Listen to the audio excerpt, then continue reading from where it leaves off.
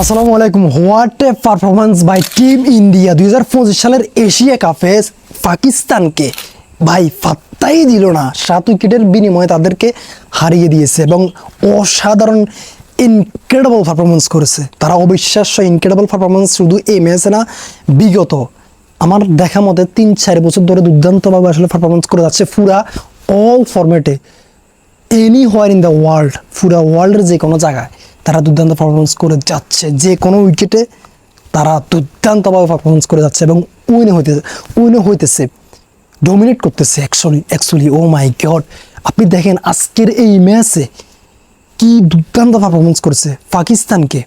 ব্যাটিংয়ে বলেন বোলিংয়ে বলেন কোনো জায়গায় একটুও আসলে চান্স দিয়ে নাই। দেখেন প্রথমে আজকে পাকিস্তান টস উইন হয়ে ব্যাটিং করতে এসেছে এবং এই সিদ্ধান্তটা কে নিয়েছে?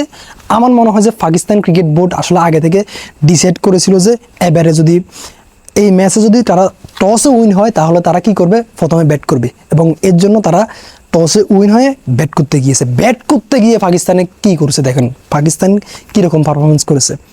তাদের ওপেনাররা প্রথমে সাইম আইয়ুব প্রথম বলে আউট, এরপর আরেকজন যেও ছিল সে 46 বলে 40 রান করেছে। অ্যাট দিস মোমেন্ট আপনার টি-20 ক্রিকেটে 46 বলে 40 রান করাটা কতটা আসলে মানানসই বা কতটা যায় আসলে একটা টি-20 ম্যাচ উইন হওয়ার ক্ষেত্রে। আমি এখানে কোনো এক্সকিউজ দিতে চাই না যে এই উইকেটটা খারাপ না, উইকেটটা খারাপ ছিল না, একদম খারাপ না। এটা ব্যাটিং ফ্রেন্ডলি, একদম 100-র মধ্যে যদি 90 যদি না হয়, আমি এই উইকেটটাকে বলবো যে ব্যাটিং ফ্রেন্ডলি 30%, মানে এতটা খারাপ না, ব্যাটিং ফ্রেন্ডলি ছিল। এতটা ওই যে 200 বা 220 স্কোর হবে ওইরকম না, বাট এই উইকেটে চাইলে 260-70 নেওয়া যায় এই উইকেটে। কিন্তু তারা কি করছে দেখেন, 30 রানের কারণে কিন্তু আজকে তারা এই ম্যাচটা হেরেছে। না হলে কিন্তু একটা দুর্দান্ত ফাইটিং হতো আজকের এই ম্যাচে দুই দলের মধ্যে, বাট ওই 30 রান শর্ট ছিল। যাই হোক, এরপরে কি হয়েছে, এরপরে যে আর যারা আসিল তারাও ওইরকম ভালোভাবে পারফরমেন্স করতে পারে নাই। পাকিস্তানের ব্যাটিং ইউনিটে তারা যারা ছিল তাদের মধ্যে কোনো ওইরকম পারফরমেন্স আমরা দেখতে পাই নাই ভাই। শুধুমাত্র ওই যে 46 বলে 40 রান যে নিয়েছে তার স্কোরটা ছিল একদম হাই। এরপরে আরেকজন ব্যাটার, সে কিন্তু জেনুয়াল ব্যাটার না, সে একজন জেনুয়াল বোলার, শাহিন শাহ আফ্রিদি। আজকে তার 16 বলে 32 রানের মতো এই ইনিংসের কারণে কিন্তু পাকিস্তান ক্রিকেট টিম একটু রান পেয়েছে। এই তাদের পারফরমেন্স এটাই ব্যাটিং ইউনিটে 46 বলে 40 রান এবং 16 বলে মেবি 32 রান শাহিন শাহ আফ্রিদির এই দুইজনের স্কোর এরকমই। আর ওইরকম ভালো কেউ আসলে পারফরমেন্স করে নাই। কিন্তু অন্যদিকে টিম ইন্ডিয়ার বোলিং ইউনিট কি করছে দেখেন, বাইরে ভাই দুর্দান্ত। তাদের স্পিনাররা আকসার প্যাটেল, কুলদীপ যাদব দুজনে মিলে 5টা উইকেট পেয়েছে এবং হার্দিক পান্ডিয়া 1 উইকেট, আপনার জাসপ্রীত বুমরাহ 2 উইকেট। তাদের বোলিং ইউনিটের পারফরমেন্স ছিল ইন্ডিয়ার আমেজিং, ইনক্রেডিবল। ওকে ফাইন, তারা এরকম পারফরমেন্স আসলে করে যাচ্ছে শুধুমাত্র এই ম্যাচে না। এরপরে যখন ইন্ডিয়া ব্যাট করতে গেল এবং আপনার পাকিস্তান বল করতে গেল, তখন কি হলো আমরা জানি যে সব কিছু একদম ক্লিয়ারলি আমরা দেখেছি ম্যাচটা। কিন্তু ওইখানে তাদের পারফরমেন্স দেখে আমি অবাক হয়েছি। আমি এটা এক্সপেক্ট করেছিলাম যে হয়তোবা তারা ব্যাটিংয়ে ভালো করে না, কিন্তু পাকিস্তানের কথা বলতেছি আর কি, তারা বোলিংয়ে দুর্দান্ত পারফরমেন্স করবে, দুর্দান্ত। কিন্তু কি হইল, বোলিংয়ে তাদের কোনো জেনুয়াল বোলার একটা উইকেট পায় নাই। শাহিন শাহ আফ্রিদি উইকেট পায় নাই, মোহাম্মদ নেওয়াজ উইকেট পায় নাই। তাদের একজন ব্যাটার, জেনুয়াল ব্যাটার সাইম আইয়ুব 3টে উইকেট পেয়েছে এবং দুর্দান্ত বল করেছে। তার রিসেন্ট ব্যাটিং পারফরমেন্স কিন্তু তার সাথে যাচ্ছে না, কিন্তু তার বোলিংটা আজকে একজন জেনুয়াল বোলার মতো ছিল, দুর্দান্তভাবে আসলে বল করতেছিল এবং উইকেটও পেয়েছে 3টা। এই 3টে উইকেটে আসলে পাকিস্তান নিতে পেরেছে। এবং অন্যদিকে on the other hand India কি করছে ব্যাটিং ইউনিটে গিয়ে দেখেন, শুভমান গিল হয়তো বা আজকে ভালো একটা স্কোর করতে পারে নাই, আউট হয়ে গেছে, বাট অভিষেক শর্মা, ও ভাই দুর্দান্ত ট্যালেন্ট, সে আজকে দুর্দান্ত একটা ইনিংস খেলেছে, 32 রানের মতো মনে হয় রান নিয়েছে। তার স্ট্রাইক রেট দুর্দান্ত ছিল এবং আমি শুধু চাচ্ছিলাম যে শেষ যেন উইকেটে থাকলে সে আজকে 10 ওভারের মধ্যে সব মানে পুরো ম্যাচটা উইন হয়ে যেত তার দ্বারা।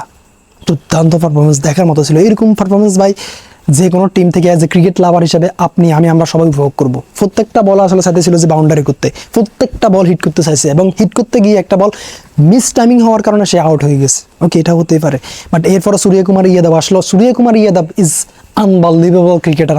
আমি দেখেছি যে আইপিএল থেকে সে মিডল অর্ডারে মুম্বাইয়ের হয়ে মিডল অর্ডারে দুর্দান্ত পারফরমেন্স করে যাচ্ছিল এবং দ্যাট ইজ ওয়াই তাকে ইন্ডিয়া ক্রিকেট টিমে চান্স দিয়েছে এবং ইন্ডিয়া ক্রিকেট টিমে এসেও তার মিডল অর্ডারে যে দুর্দান্ত পারফরমেন্স সেটা সে কিন্তু কনসিস্টেন্সি মেনটেন করে যাচ্ছে এবং আজকেও 47 রানের একটা ইনিংস দুর্দান্ত। কিন্তু একজন ব্যাটার ইন্ডিয়ার তালাক বার্মা ওইরকম আজকে সুবিধা করতে পারে নাই।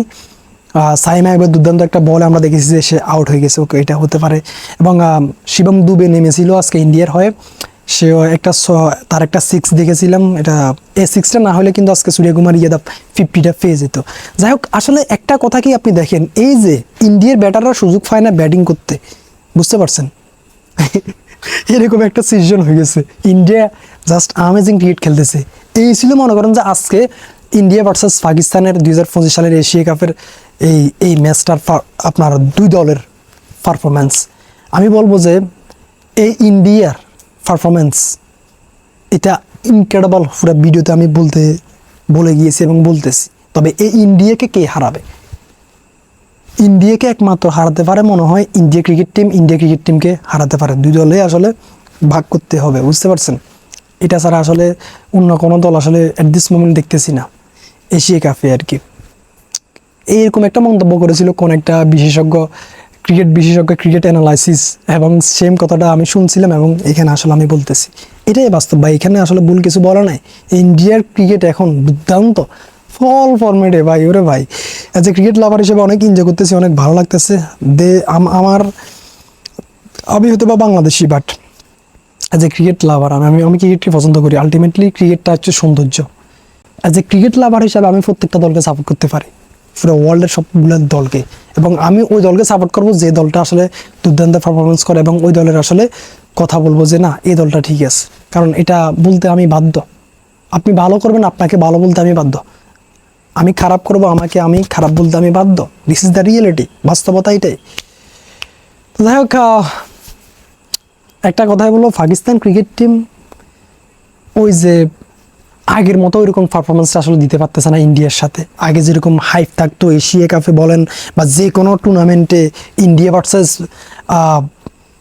পাকিস্তান, যে একটা হাইপ থাকতো ম্যাচের মধ্যে, এখনও হাইপ আছে। এখন আগের থেকে আরও বেশি হাইপ আছে, কিন্তু আরও বেশি মনে করেন যে মানুষের ইন্টারেস্ট আছে, দর্শকের ইন্টারেস্ট আছে, কিন্তু এই ইন্টারেস্টটা মাঠে গিয়ে আসলে হারায় যায়। মাঠে গিয়ে আসলে ফ্যান্সরা, স্পেশালি আমি বলবো যে পাকিস্তান ক্রিকেট ফ্যান্সরা অনেক হতাশ হয়ে যায় তাদের পারফরমেন্সের কারণে। কিন্তু দেখেন, এটা কিন্তু আজকে হয়েছে এমনটা না। গত যতগুলো আসলে টুর্নামেন্ট হয়েছে, এশিয়া কাপ বলেন, টি-20 বলেন, টি-20 ওয়ার্ল্ড কাপ বলেন, ওডিআই ওয়ার্ল্ড কাপ বলেন, চ্যাম্পিয়ন্স ট্রফি বলেন, সব জায়গায় কিন্তু আপনার পাকিস্তান ক্রিকেট টিম ওইরকমভাবে আসলে পারফরমেন্স করতে পারে নাই, এবং দ্যাট ইজ ওয়াই অনেকগুলো ম্যাচ কিন্তু ইন্ডিয়ার কাছে আসলে হেরে গিয়েছিল পাকিস্তান ক্রিকেট টিম, এবং এর জন্য আসলে কিন্তু ওই হাইপটা আস্তে আস্তে কমে যাচ্ছে। বাট দুই দেশের যে একটা ঘটনা চলতেছে, কার্যক্রম চলতেছে, এই কার্যক্রমের কারণে কিন্তু আলটিমেটলি আবার এটা বেড়ে যায়। দুই দেশের মধ্যে মনে করেন যে আমি পাকিস্তান ক্রিকেট টিমকে হারাবো, পাকিস্তান ক্রিকেট টিম আমাকে হারাবে, দুই দেশের মধ্যে একটা যে কার্যক্রম চলতেছে আমরা জানি যে ওইটার কারণে কিন্তু এটার হাইপ আরও বেড়ে যায়। কিন্তু মাঠের পারফরমেন্স এই যে পাকিস্তান যেটা করতেছে সেটা আসলে ভাই আমি মনে করি না আসলে এটার হাইপটা বাড়াচ্ছে, এটা কমে যাচ্ছে। তবে এটা ডিফিকাল্ট ভাই, ভিডিওটা হয়তো বা অনেক বড় হয়ে যাচ্ছে। এটা ডিফিকাল্ট কেন জানেন? পাকিস্তান এখন যে লেভেলে রয়েছে, যে লেভেলের ক্রিকেট খেলতেছে, ওই লেভেল থেকে ইন্ডিয়া ক্রিকেট টিম অনেক বেশি আসলে ফার ওয়ে আসলে দূরে চলে গিয়েছে, এবং নিজেদেরকে আসলে ওইরকম একটা স্থানে নিয়ে গেছে ইন্ডিয়া ক্রিকেট টিম। তাদের ক্রিকেট ফান্ডামেন্টাল সিস্টেম অনেক স্ট্রং, বুঝতে পারছেন? যেটা আসলে বলে আসলে সময় নষ্ট করতে চাই না কারো। আল্লাহ হাফেজ, আজকে আসলে এই পর্যন্তই। তবে একটা কথাই বলবো, লাস্ট প্রেডিকশন, ইন্ডিয়া এবার 2025 সালের এশিয়া কাপ চ্যাম্পিয়ন হতে যাচ্ছে। যদি ফাইনালে কোনো অন্যরকম কিছু যদি না হয়, অন্যরকম বলতে কি, ধরুন আনএক্সপেক্টেড কিছু যদি না হয়, তাহলে ইন্ডিয়া ক্রিকেট টিম এবার 2025 সালের চ্যাম্পিয়ন হতে যাচ্ছে, 2025 সালের এশিয়া কাপ চ্যাম্পিয়ন হতে যাচ্ছে। এক্স্যাক্টলি। আল্লাহ হাফেজ, আপনাদের মতামত জানাবেন।